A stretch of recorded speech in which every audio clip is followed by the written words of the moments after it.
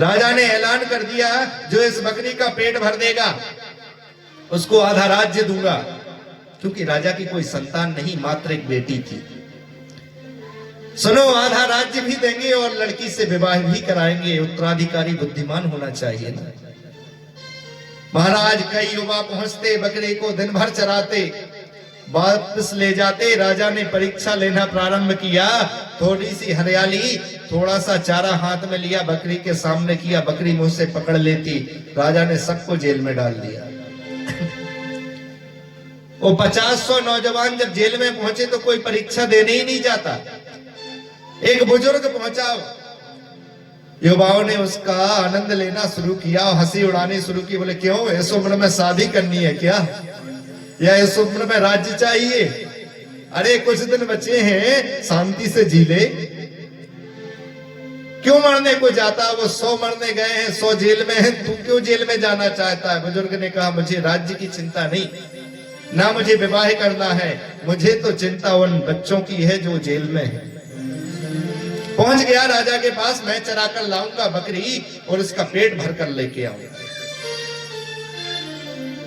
मुझे आज दिन भर का आप समय दें। बुजुर्ग लेकर आया, बकरी को लेकर गया, शाम को आया वापस राजा के पास। राजा ने देखा बकरी का पेट पीठ में लगा है, दिन भर इसको कुछ नहीं मिला।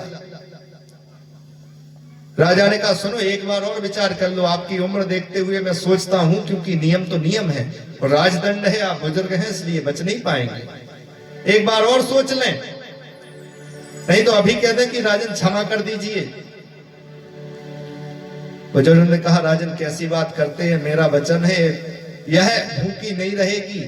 और आप चारा लेके परीक्षा करते हैं ना, भूख और प्यास से आपको क्या मतलब? आप अपनी परीक्षा कीजिए, आप जो कुछ देंगे वो चढ़ ही नहीं सकती, मोह भी नहीं करेगी।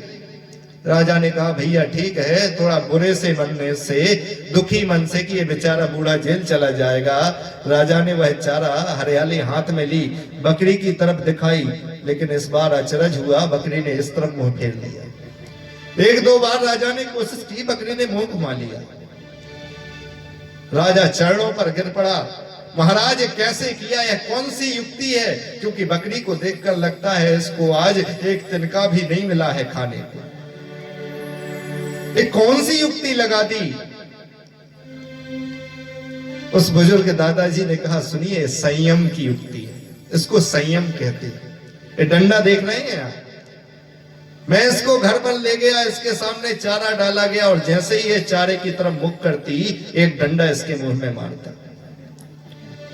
दिन भर में जब ये 20 से 25 बार हुआ, बकरी समझ गई कि अब यह डंडा पड़ेगा। मैंने चारे की तरफ देखा और डंडा, और जब राजा परीक्षा ले रहा था तो पहले बकरी ने देखा उसी दादाजी की तरफ कि डंडा हाथ में है।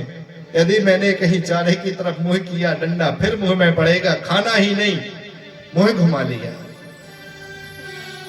कहानी बहुत छोटी सी है, लेकिन इसका अंश, सारांश बहुत बड़ा है।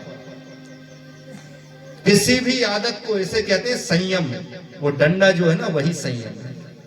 वैज्ञानिक भी मानते हैं, शास्त्र भी कहते हैं, तुम्हारी कितनी भी बुरी से बुरी आदत हो, 21 दिन के लिए प्रयास करके उसको छोड़ दो डंडे से। वही संयम का डंडा मन में चलाते रहो, बस एक दिन और, 21 दिन तक। यदि